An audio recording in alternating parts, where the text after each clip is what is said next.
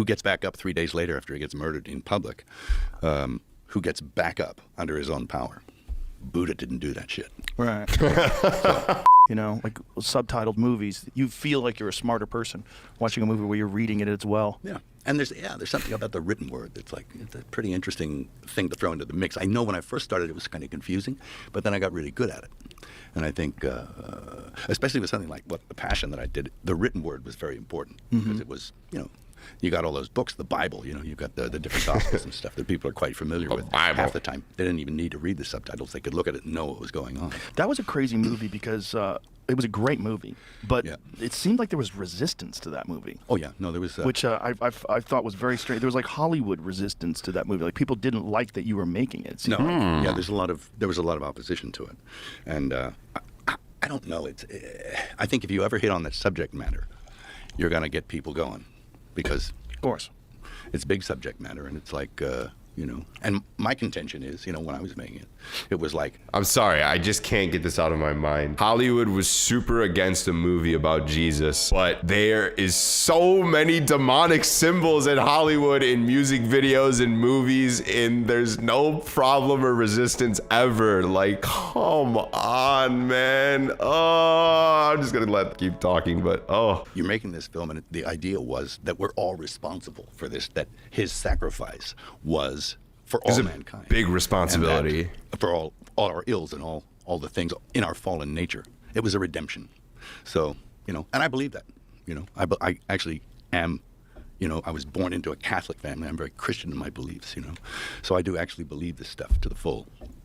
So depicting that was an honor, but it was also, you got the daylights beat out of you for it. Yeah, because there's resistance, first of all, from secular Hollywood, where for whatever reason, Christianity is the one religion that you're allowed to disparage. Yeah. Literally. Christianity is the one religion where people, all these progressive, open-minded, leftist people, they'll embrace all these different religions until it comes to Christianity. And for whatever reason, that represents like white male, whatever it represents, colonialism, whatever it represents, it's negative. Yeah. Yes, and that is true, but that's not what Jesus represents, which is the worst part. Christianity has been used and has been tainted by people who aren't actually Christians and believers and followers of Jesus. So if you are one of those people who are hating on Christianity, just know that Christianity has been used in that way, and I'm fully aware of it. I don't agree in the way that it was used by people who claim to be Christian. What I believe in is Jesus and the Bible, the Word, the living Word,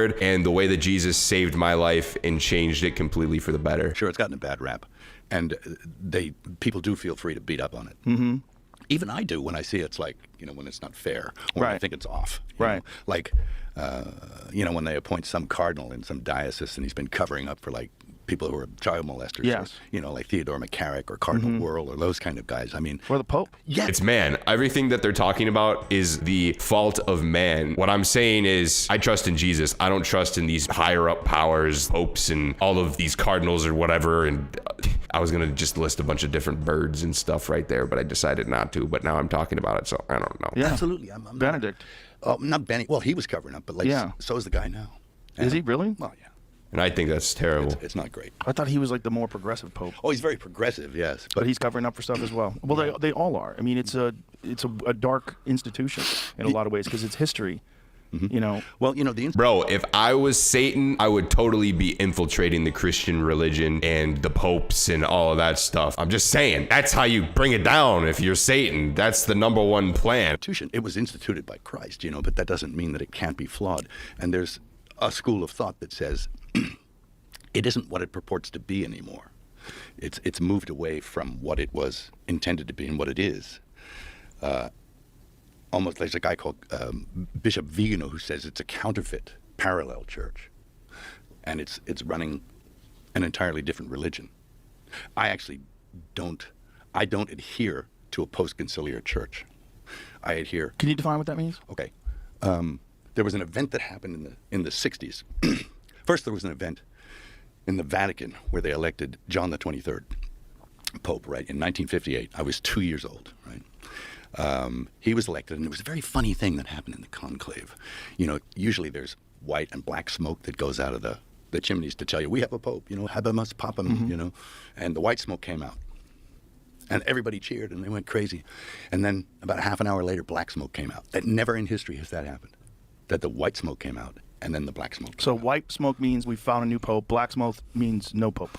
That's right. They'd have votes, or there'd be one reason or another. They'd have a round in the conclave, and black smoke would come out many times maybe. Maybe it would take 2 weeks. But never was it known that white smoke came out, then black smoke came out. So what was the scenario? I'm confused. That somebody was elected, and that maybe something else happened, and he was pushed aside and someone else was put in. So it was Power struggle. some kind of power struggle.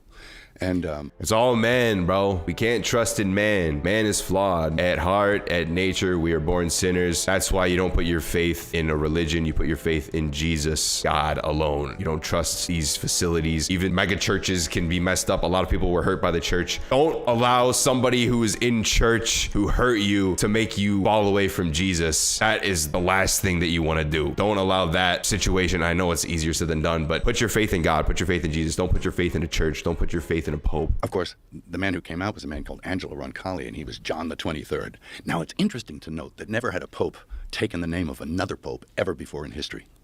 But this man took the name of a known anti-pope from the 15th century. What the that heck? Cosimo de' It's an Medici onion. put in there as his own man. I'll get you in the chair, and then everything will be rosy.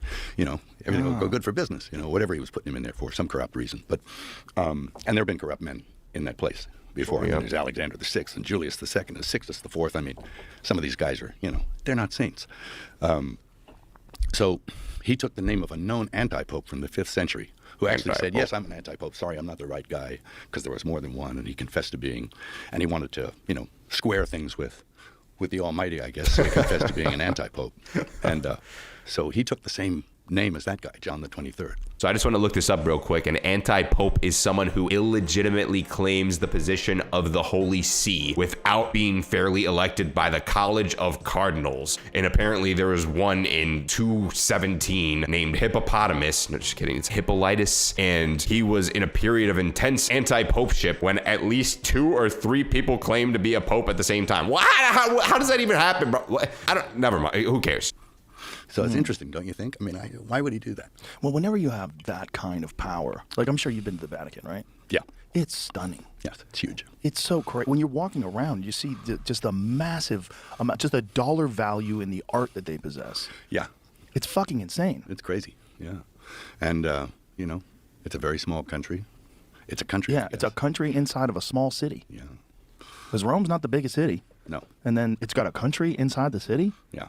with walls around it. Sure. And you can't extradite people. Yeah. Pretty weird. How convenient. Yeah. Even Ratzinger, he didn't drive from the Vatican to the other place.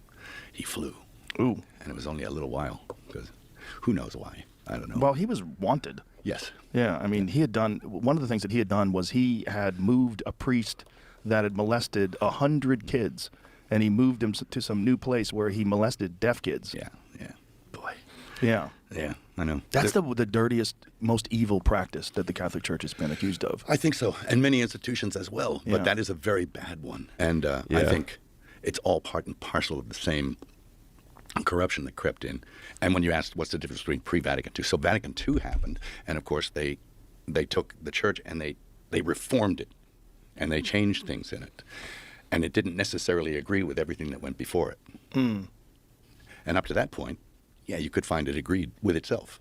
But all of a sudden, you got something else, to the point where now, I mean, we got a pope that brought a South American idol into the church to worship. Really? He did, the Pachamama. Bro, come on. What is going on here? Dude, I'm personally non-denominational, and I know that this probably doesn't represent like the beliefs of like all Catholics either. But dude, what are we doing? We're like, all of this stuff is against the Bible, bro. Obviously, like all of the dark, evil things that they said. And idols worshiping, obviously that's, you know, all these things are sins. Like, The South and he got, I don't know what that is. it's kind of like a South American god, Pachamama. a false Why god. would he do that? But bro, Did he have an Satan is explanation for why he did infiltrated, it? bro. Yeah, it's kind of a weasel-worded thing of like, oh, all religions are just as good as one another. But if that's his contention, Bro, it shouldn't be- what? no, I How can mean, you be Jesus is the way, the truth, the life. No one comes to the Father except through him, through Jesus. This guy is saying all religions are... No, that's not what the Bible says, bro. Like, come on. This is literally satanic stuff going on, man. Say all religions are just as good. yeah, we all worship, So yeah, that's Coach Mama. There you go. So he brought that in. Yeah, into the Vatican. Then the hierarchy even worshipped it at a ceremony around it outside. What? So, well, that constitutes apostasy. Yeah. That's an apostasy Yeah. move, all right? Worshipping false gods. Yeah, that's number one on the Mosaic hit list. you Yeah. know. Moses goes up on the mountain, he comes back down, people are worshiping a golden calf. Yeah. It's that. Yeah. So Literally. you can't do that. No. And, for me, Yeah. that's a departure What? from. Yeah. That's called apostasy. Right. It's a falling away from it, and the very nature of apostasy means that you have to be part of it to fall away from it. Mm-hmm. So it's an inside job. So, So what do you think there's a motive behind these things? I don't think you Satan. Probably. What do you think it is? I don't know, but it isn't good. I think. Look, It's I think evil. we're looking at a world where, Can't say it's not evil. and this is in the next film I'm going to do. I'm going to try and tackle this question: Good. that there are big realms, spiritual realms. There's good, there's evil, Yep. and they are slugging it out for the souls of mankind. And my question is, why are we even important? Little old flawed humanity. Why are we important in that process? That's a very interesting question. Why are we so important in this fight of good and evil? What I've heard, and don't say like, oh, you think you're so special, but I've been listening to a lot of podcasts recently, and they talked about how we were made in the image of God. The angels were not, and obviously Satan is a fallen angel. So a big reason why Satan hates God so much is because he also hates us, and that we were made in his image. So God cares for us. And then I also heard on a recent podcast that the big gift is not actually going to heaven. It is, but it was phrased in a much more like eloquent, like beautiful way in the story in the Bible of the prodigal son, where the son goes off and spends his inheritance and lives a sinful life, comes back to the dad and expects to just be like less than a servant. But then the dad is like, no, we're throwing you a party, bro. You're back home. I love you so much. And it was basically described as like God misses us and he wants to be reconnected to us. So I would like to believe that, but I really wonder what Mel Gibson is going to portray in his movie with that. Where the big realms are slugging it out over us. And I think there's bigger things at play here.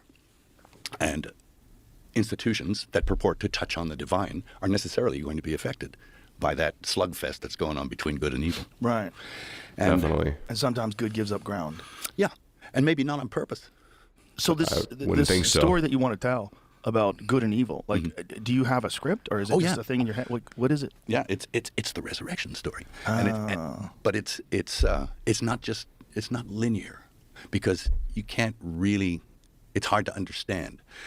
So it's got to be put in a framework where you answer a few other questions as well, and you have to juxtapose the event itself against everything else, so that it makes some kind of sense in a bigger picture, which is a hard thing to do. And it took my brother and I and a guy called Randall Wallace, plus my brother and I, took us 6-7 years to write it. Wow. So are you doing this with historians as well? Are you trying to make it? Yeah. Yeah. Yeah, historical stuff. Well, I regard the Gospels as history. It's verifiable history. Some people say, oh, it's a fairy tale. He never existed, but he did. Just an FYI, I totally was in that position before where I thought it was just a fairy tale and I didn't know there was so much historical data and historical facts, and I was a non-believer. I recently just came to Christ in the last few months, and if I told myself that a few years back, I would have been like, no way, bro. There's no way you did that. There's no way that you believe. And if you are in that position, I definitely recommend checking out The Case for Christ, because there's a guy who was also just like us, but he did all the research. He went and searched and searched and searched, and he was an atheist, like I said, just like me, and didn't believe, and now he's a believer. So just go and give it a shot, to be honest. If you are completely in denial, you just want to learn a little bit, you don't have to be convinced of it. Just give it a shot to see if you can learn anything from it. And it's really cool how much data there actually is and how much scientists have actually researched his resurrection. And there are other accounts, verifiable historical accounts outside the biblical ones, that also bear this up, that yes, he did exist. And the other aspect of that is that all the evangelists, the apostles who went out there, every single one of those guys died rather than deny their belief. And nobody dies for a lie. Nobody. Right. So that's part of what I'm doing. It's like showing nobody dies for a lie. Yeah. Well, the Thanks. resurrection is the one that is the most difficult for people to swallow. Yes. That's the one that requires the most faith. The most faith and the most belief. Yeah, resurrection. Yeah. Who gets back up 3 days later after he gets murdered in public? Who gets back up under his own power? Buddha didn't do that shit. Right.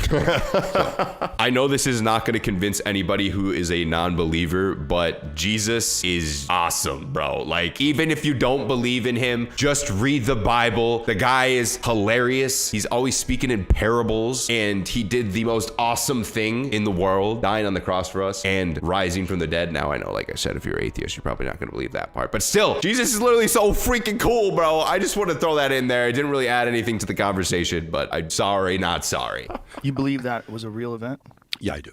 Yeah. What brought you to that belief? Is this something that you've always had, or is it something you studied it and you've come to this conclusion because of the historical accounts? And Yes. I think as a child, one accepts things on faith because, you're raised by people who are nice to you and they believe it.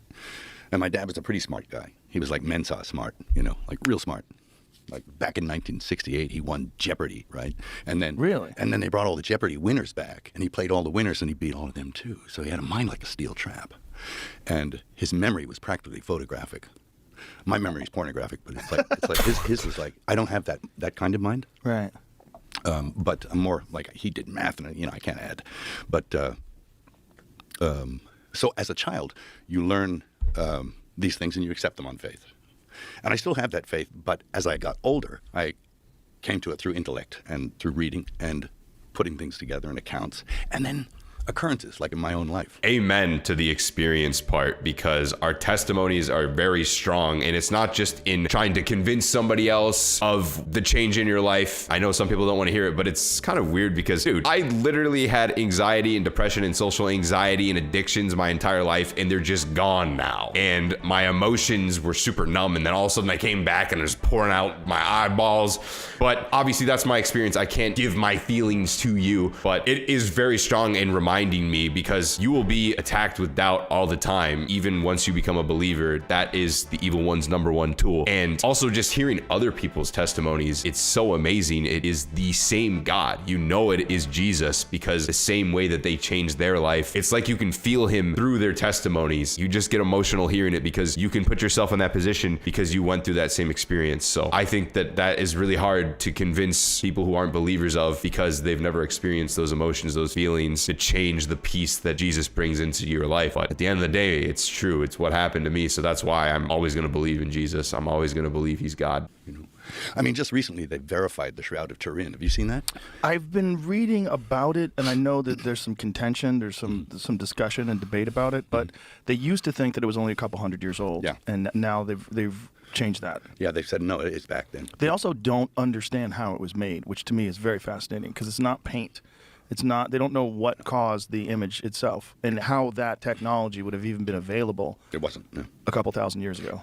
An intense light. I mean, atomic.